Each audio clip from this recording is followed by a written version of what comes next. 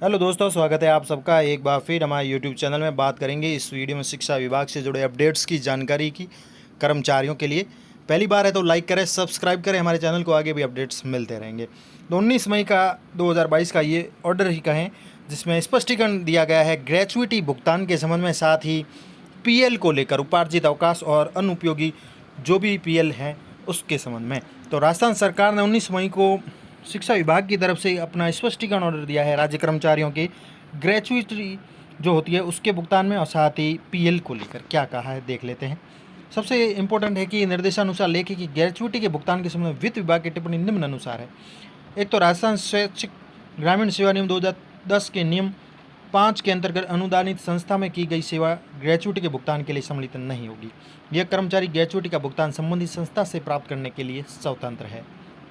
यानी अनुदानित संस्था में की गई सेवा ग्रेचुइटी के भुगतान के लिए सम्मिलित नहीं है। नंबर 2 है राजस्थान स्वेच्छा ग्रामीण सेवा नियम 2010 नियम 5 के अंतर्गत राज्य सेवा में समायोजित कार्मिकों पर राजस्थान सिविल सेवा अंशदायी पेंशन नियम 2005 लागू है। इन नियमों के अंतर्गत पूर्व में ग्रेचुइटी का प्रावधान नहीं था, परंतु वित्त विभाग के मेमोरेंडम 6/12/2017 द्वारा दिनांक 1/1/2004 से एनपीएस के अंतर्गत आने वाले सभी कार्मिकों को ग्रेचुइटी दी जाने की स्वीकृति राजस्थान सिविल सेवा पेंशन नियम 1996 के नियम 55 से 59 के अंतर्गत दी गई है। तो राजस्थान के अंतर्गत राज्य सेवा में समायोजित कार्मिकों पर जो पेंशन नियम 2005 लागू है, और एनपीएस वाले कार्मिक भी जो 2004 से है 1/1/2004 के पश्चात वाले, उन पर भी जो है ग्रेचुइटी दिए जाने की स्वीकृति दी गई है सरकार द्वारा, वो इसके अंतर्गत आते हैं, ग्रेचुइटी के पात्र हैं। साथ ही इन संस्थाओं में कार्यरत कार्मिक संबंधित संस्थाओं से उपरोक्त अनुसार ग्रेचुइटी का लाभ प्राप्त करने के लिए स्वतंत्र है। यदि संबंधित कार्मिक द्वारा कुल सेवा अवधि के लिए 16 से 1/2 यानी 16.5 माह की परिलब्धियां अथवा ग्रेचुइटी राशि जो निम्नानुसार अनुज्ञेय है, दिनांक 31/12/2016 तक रुपये 10 लाख तत्पश्चात 20 लाख की जो सीमा है उसमें जो भी कम हो ने प्राप्त कर ली है, तो ग्रेचुइटी पेटे की कोई राशि दे नहीं होगी। इसके साथ ही पूर्व में की गई समस्त सेवा के लिए मासिक परिलब्धियों के 16 से 1/2 गुणा से कम अथवा ग्रेचुइटी राशि जो निम्नानुसार अनुज्ञेय है 31/12/2016 तक 10 लाख रुपए, और उसके पश्चात 20 लाख रुपए की सीमा में से जो भी कम राशि प्राप्त की है तो सिर्फ अंतर राशि ही देगी। उदाहरण के लिए यहाँ समझाया गया है, यदि 12 माह की परिलब्धियों के बराबर परंतु ग्रेचुइटी पूर्व प्राप्त कर ली गई है तो 4.5 माह की परिलब्धियों के बराबर परंतु ग्रेचुइटी राशि के अधिकतम सीमा तक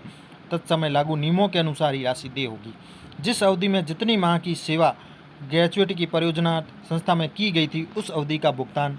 जो है संबंधित संस्था द्वारा ही किया जाएगा। राज्य सेवा में समायोजित होने के उपरांत 16.5 माह की परिलब्धियों से कम परिलब्धियों के लिए जो ग्रेचुइटी राशि की अंतर राशि है नियमानुसार देय बनेगी, वह ही राज्य सरकार के मद से भुगतान की जाएगी। साथ ही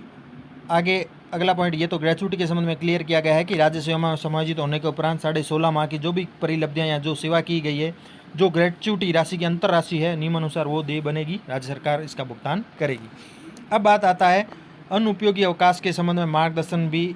जो है नहीं चाहा गया, लेकिन फिर भी दिया गया है। यहाँ पर स्कूल शिक्षा ने सेवानिवृत्ति के समय अनुपयोगी अवकाश यानी जो पीएल वगैरह है उसके संबंध में भुगतान के संबंध मार्गदर्शन नहीं चाहा है, लेकिन ग्रेचुइटी के साथ साथ सेवानिवृत्ति पर अनुपयोजित अवकाश के भुगतान के संबंध में परिपत्र 23/6/2020 के द्वारा भी जिला शिक्षा अधिकारियों को स्पष्ट कर दिया गया था कि राजस्थान स्वेच्छा ग्रामीण सेवा नियम 2010 के अंतर्गत समायोजन के पश्चात यानी समायोजन के पश्चात अर्जित उपार्जित अवकाश, समायोजन कह सकते हैं, यहाँ फिक्सेशन हो सकता है यहाँ अर्थ,